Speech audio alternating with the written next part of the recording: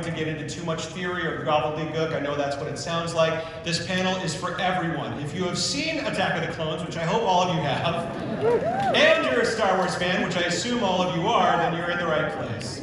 So, music, I talk about this a lot. Music is a language, and what I mean by that is that it does have its own way of speaking to us, and it's something that we all readily understand when it's spoken to us. House? Fire drill? Attention. This is an emergency. Leave the building through marked exits. Do not use elevators.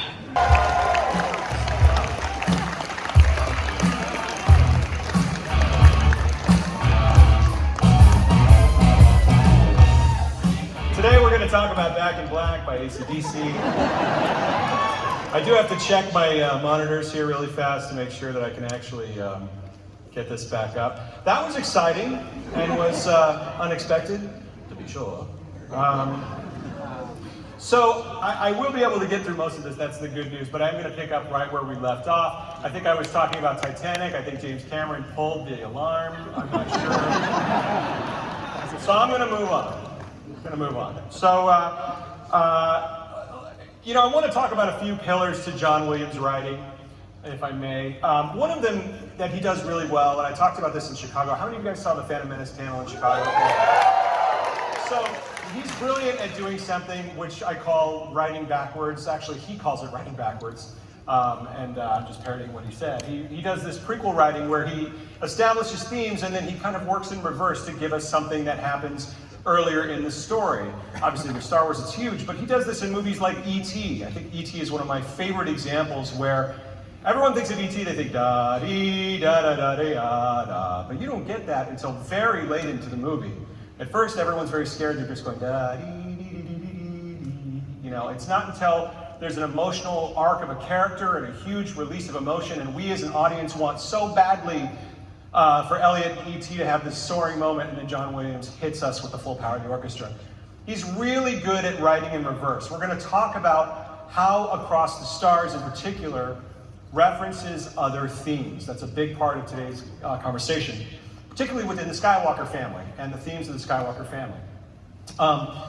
I think Across the Stars, which is what we're going to talk about first, is one of the richest themes in all of Star Wars in terms of how it, take my phone out of my pocket here, how it calls back to other themes. It's so chock full of Easter eggs and references that work on our conscious and subconscious minds, and that's why it feels so Star Warsian.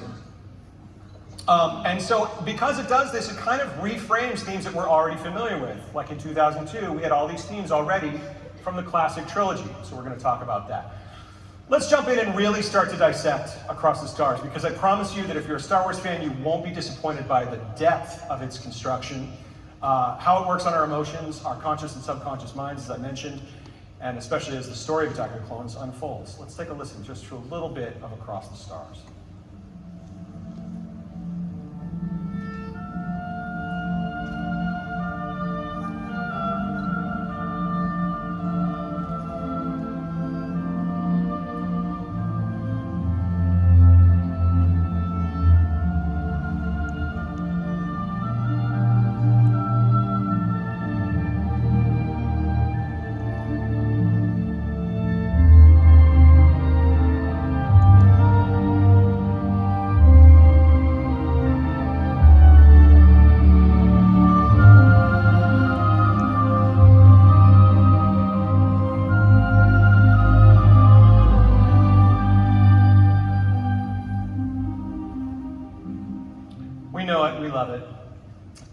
Some things to notice right off the bat with that piece. Some of the first things we hear. How does it make us feel? Do we feel that forbidden love, that forbidden passion? After all, there were some huge revelations in Attack of the Clones, if you remember. I mean, first off, we found out, and this was like a really big surprise moment for a lot of us, that the Jedi Order are like a monastic order. They're not allowed to have relationships. They're not allowed to marry. I mean, that's going to be awkward. That like dating in secret and pretending you're not dating and having a secret wedding awkward, right? So he does a great job of setting up that forbidden love. Maybe that feeds into the darkness. These two, look at them. I mean, In 2002, I mean, we knew that they were doomed, right? I mean, we knew this at the time. Nowadays, of course, you come to Star Wars in all kinds of different ways, but in 2002, we were coming into it pre-animation, pre-prequels and sequels, really. We knew what was going to happen, and certainly they did as they were making this as well. So, the music sure doesn't tip you off that it's like an uplifting, lighthearted rom-com, right? That's like a dark love theme there. So let's discuss why. And I want to start with the name. What's in a name? Across the stars. Across the stars. A concept of forbidden love, of love that is challenged, if not completely devastated by circumstance. That concept, that myth, is not new to our Western mythology. It goes back hundreds and hundreds of years, and one of the most famous examples, of course, is Romeo and Juliet, written by William Shakespeare in the late 16th century, still part of our repertoire of dramatic classics today. Now, the theme of Romeo and Juliet is what Shakespeare called star-crossed lovers, which has entered our vernacular with its definition being any lovers whose affection for each other is doomed to end in tragedy. Star-crossed lovers, across the stars, star-crossed lovers, across the stars. The allusion to our culture's great tragedies is clear. Across the stars, what's in a name indeed.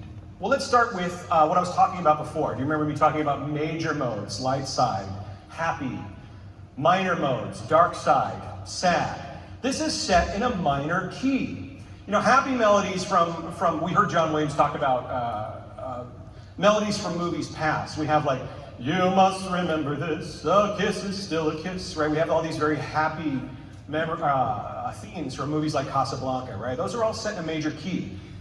Terrace theme from Gone with the Wind. Da-dee-da-dum, da-dee-da-dum. Like, these are very happy, big, bold, beautiful, almost nostalgic themes. That's not what Across the Stars is. It's in a minor key, which darkens everything. But besides it being in a minor key, another thing to notice is the orchestration. Williams chose, does anybody know what instrument was doing that solo? Oboe, that's right. It's a good crowd. He chose an oboe as an opening solo. Why? Why specifically? You have all of these different orchestral colors to choose from.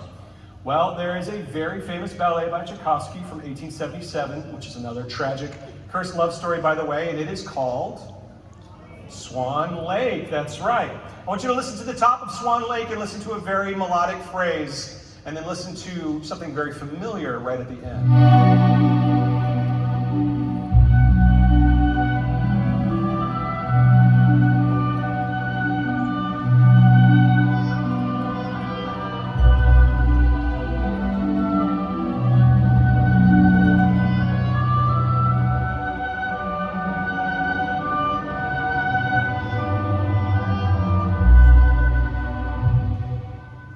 Very similar, right? Very similar orchestration, very similar feel, also in a minor key. Now, Swan Lake is one thing. It's been around for a long time, of course, but early in cinema, not just in the silent films, but in early talkies as well, movie producers were using orchestral music, famous orchestral music like Swan Lake. So cinema itself has its own language around Swan Lake. It's this sort of dark and brooding passage here. It has a bit of history. For example, it was most famously used in 1931's Dracula with Bela Lugosi, a movie which has no music in it, except for on the main card there, Carl Laemmle Presents Dracula. You hear dee-da-da-da-dee-da-dee for Dracula. You hear it again a couple years later in Boris Karloff's The Mummy. You even hear it in 1993's Tim Burton biopic about Ed Wood to score Bela Lugosi's tragedy as he's getting sick, right? So Swan Lake already comes with a lot of cinematic baggage, and this is what he is channeling here. I mean, this is a really dark musical piece. I mean, West Side Story is another telling of Romeo and Juliet, right? It makes the West Side Story music almost feel like Paw Patrol by comparison. I mean, that was for my kid. Yeah. It is really, really dark and very heavy-handed, and this is done on purpose. Williams' stroke of genius, let me explain. If you're asking, what is it about this piece that makes it special, and what makes it Star Warsian, which is a term that he used when he was talking about rewriting themes for The Force Awakens. He's like, I need to go back to the well and write something Star Warsian. Besides the orchestration, besides the minor key, what makes this feel Star Warsian? And what are these story and character references that I mentioned earlier? Let's get right into it. This is my favorite part. Yes, minor melody suggests darkness, star-crossed lovers, forbidden love, but what is it really about reframing classic themes? We're going to start here with Leia's theme. I'll talk about it just a little bit and how it's represented in Across the Stars. Some of you who are musicians probably know where I'm going with this. Bear with me here. But this is, again, reframing familiar themes in reverse. Here's just a quick excerpt from the beginning of Leia's theme. Let's just take a listen.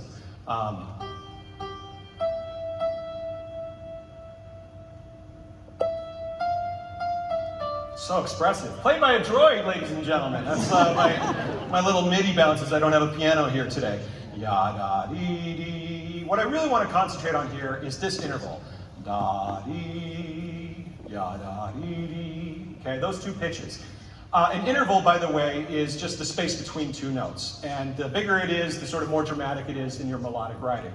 Even in your talking, if you know someone that every once in a while will do this, that's like very dramatic, right? It gets your attention. You're kicking off Leia's theme in a very famous way.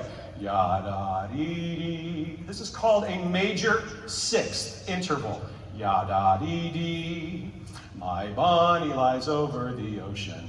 NBC, right? You've heard this. This is a very famous interval leap here. By the way, for those of you who are musicians, you'll notice that I've notated everything around the tonal center of C. That is for comparison, not the original key. That's my disclaimer there. Princess Leia's theme starts ya-da-dee-dee with a major six, da-dee-dee-dee-dee. He does it again, ya-da-dee-dee. Han Solo and the Princess, same thing. Ya-dee, there's that major six, da-da-dee-dum, right? So both of Leia's themes are really identified by this. In fact, John Williams used it again for Indiana Jones and Marion. Ya-dee-da-da-dee-da-da-dum, starts with that major sixth. Again, so this becomes a bit of a signature, really starting with Princess Leia. Well, what Across the Stars does, yes, thank you, David, previous David. What Across the Stars does is it borrows that. So it immediately roots it in the Skywalker saga. Instead of da-dee, if you flat the third, you go from major to minor, dark. And there you have Across the Stars, the opening of Across the Stars right here. Okay? So right away, you're getting Padme and Anakin's daughter referenced here in their theme, rooting it in the Skywalker saga. That's really, really cool. I think it's great that that's how he chose to open this melody. It really ties the whole room together. So Leia's fully represented in this theme. Strong presentation right off the bat, linking Across the Stars to her motif. Well, what about the other sibling? There is another. What about Luke? What does Luke Skywalker have to do with Across the Stars? Wait a second, wait. Does Luke Skywalker even have a theme? Does he have a theme? Does he have a theme? You think he has a theme? You're not sure? Great. All right, well, this, as you can see on the screen here, this is the double vinyl LP that was released in 1977 that contains liner notes about Luke's theme. This is a quote from John Williams himself. Quote, "When I thought of a theme for Luke and his adventures, I composed a melody that reflected the brassy, bold, masculine, and noble qualities I saw in the character. The theme is played softly. I tended towards a softer brass sound, but I used fanfarish horns for the more heraldic passages. This theme in particular really shows off the London Symphony Orchestra." What theme am I talking about?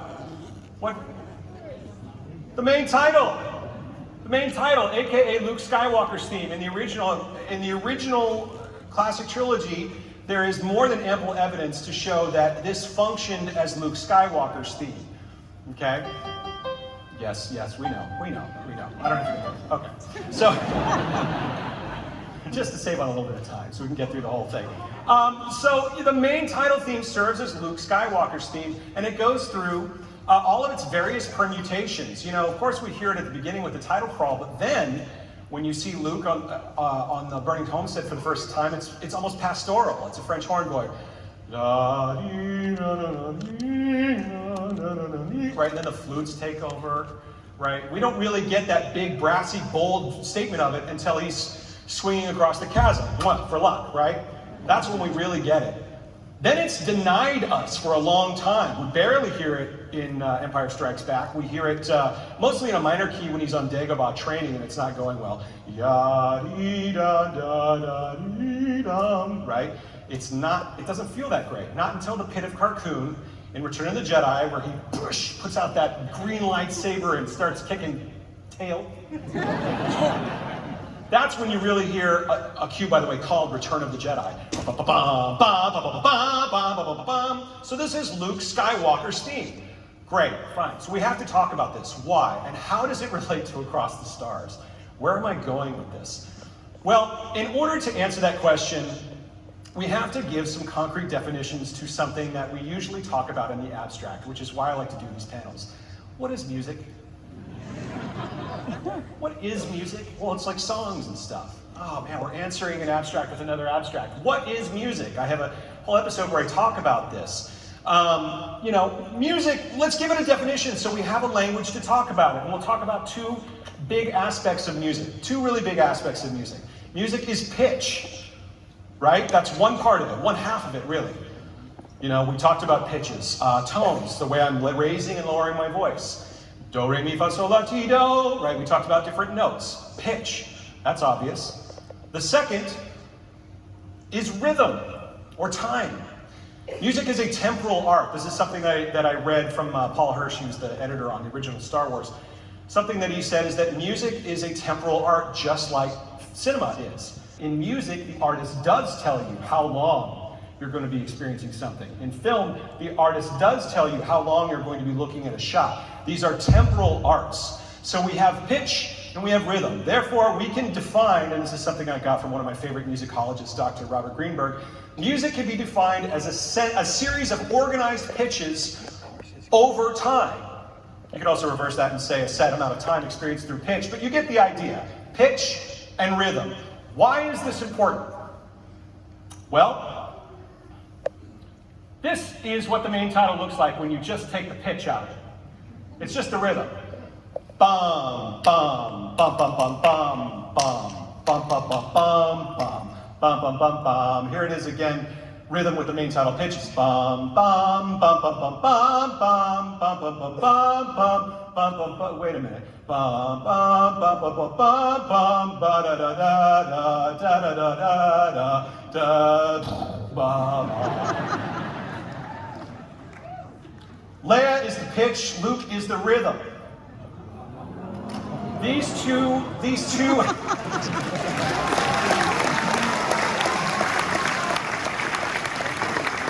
Y'all could go to a party tonight and be like, all right, we're gonna play Name That Tune, but we're just gonna do it with rhythm, okay? Name this Star Wars tune. Bum, bum, bum, bum, bum, bum, bum, bum, bum, bum, bum, bum. Half of you would say the main title, half of you would say Across the Stars. Correct! They both share the same rhythm. Oh, I love talking about this stuff. Pitch and rhythm. This is this sort of 1-1, triplet 1-1, triplet 1-1. We find it all over Star Wars. This is what makes it Star Warsian. The main title, the Force theme does it as well. Ba, ba, ba, ba, ba, ba, ba, bum. That figure is very important melodically and rhythmically in Star Wars melodies. But wait, there's more. There's even more Easter eggs buried in Across the Stars. We're going to talk about just the first 3 notes. Did I actually put this in here? No, I didn't. Oh, well, I just gave it away. Okay, so ba-dee-dum, the first 3 notes. It's just a half step away from ba-dee-dum.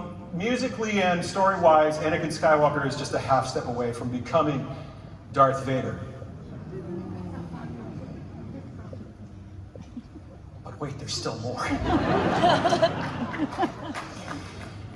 Just so there's no doubt that Williams can synthesize classic film score influences, check, right? Swan Lake, all that kind of stuff. His own past themes, check. The director's input, George Lucas, check. And deliver it all in just a handful of musical bars, because we're just talking about the first few bars of this theme. We have to take a look at something that you may or may not know about. I'm sure a lot of you do, but what if I told you, this is my blue pill, red pill moment, that music actually has a word for death. What? There's a musical phrase for death. What does that mean? What is he talking about? Well, interesting story. How many of you are familiar with the Wilhelm scream? Right? Okay. It's kind of like the Wilhelm scream, but for composers. It's been around for a long time. The musical word for death stems from something called Dies Irae, which is Latin for Day of Wrath, or Judgment Day. It's part of a Requiem Mass for the dead. It comes from Catholic Mass, Dies Irae, Dies Illa, Solvet Seclum in Fabula, etc. But really, what composers have been doing since the 19th century is lifting this old Gregorian chant from almost 1,000 years ago and putting these first four notes into their film, not just their film scores. Before that, Berlioz put it in Symphonie Fantastique. Anything that was fantastical or all about the macabre, the 19th century composers, and we're fascinated by it. And so they almost started Wilhelming each other with this inside joke. When I tell you that film picked up on this, I'm not kidding. This is a partial list of movies that have featured Dies Irae. Close Encounters of the Third Kind built all around it. Home Alone, when he sees the South Bend Shovel Slayer, the bells go ding dong, ding dong. Star Wars, we'll talk about in a second. The Nightmare Before Christmas, Making Christmas. It's this dee da dee da. Anytime you hear that, you hear dee da dee da. That's the composer talking about a musical word for death. It's all over the place, and once you hear it, you can't unhear it. In a minor key, it's the third pitch, rocking back with the second pitch, and then down to the one. Dies Irae, bum bum bum bum, Making Christmas, right? And of course, it's in Star Wars. It's very famously used here in the Burning Homestead. You can also hint at it in the destruction of Alderaan, and of course, then Michael Giacchino got a hold of it and put it in Rogue One. And oh, that's a typo. That did say JYN. That is auto-check. Do not stop me in the hall, I swear. Jen Ersa. It's her sister. She had that theme too. But it's here in Star Wars. It's in Star Wars a lot. Here's a really famous example. If we can hear this. Let me see if this will play. Will this play? Do we have audio up on this? Let's see if we have audio up on this. Hello? Oh, do I have to sit through this whole list again? Well, that's not a waste of time. Yeah, The Lion King. Yeah, it's in The Lion King. Harry Potter. Yeah. Oh, yeah, Kevin Bacon used it in The Village Bride. Frozen 2. Dies Irae. Let's see if I can actually get this to play here. Will this play?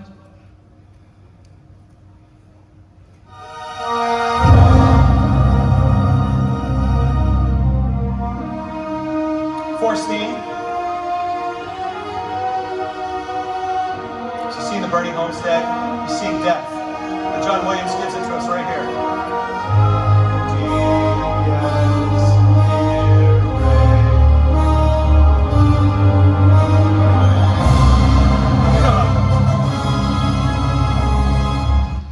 So, it's crazy, it's also in the main title. I was looking at it the other day, and I won't get into the whole construction of the main title, which I've done before. Its melodic shape, how it represents the hero's journey is laid out by Dr. Joseph Campbell. But it is interesting to note that the Dies Irae is found sort of in the denouement of the main title, sort of the end little bit there, almost as if it's like, I'm Luke, I'm gonna do great things, I'm gonna blow up the Death Star, da-da-da-da, Dies Irae, overcoming death. So it is in Star Wars already. So, across the stars, Dies Irae? Yep. Any of you see it up there? You see it? Da dee da dee da da dee dum da da dee da da da dee dum. There it is. And not only does he do that, but he doubles down on it and starts to develop it. Dee da da dee da da da dee da dee da da da dee da dee da da dee. It becomes the main rhythmic figure of this, obviously tied to Luke. But he spells it out as death. Doomed. Doomed. So that is Across the Stars. And I have to admit that this exercise that I just walked you through is a bit reductive in terms of the overall brilliance that Williams delivered here. A fully realized melody, right? I mean, this is an actual song with a lush orchestration that weaves throughout the movie, and of course we don't have time to get into any of that. I have to imagine that what I just described to you is something that probably, I wasn't there, but probably occurred to him within moments when he sat down at the piano, right? That almost, maybe even instinctively. But it is an insight into his genius, and when you take a look and you really start pulling at these pieces of music, this is the kind of stuff that you see.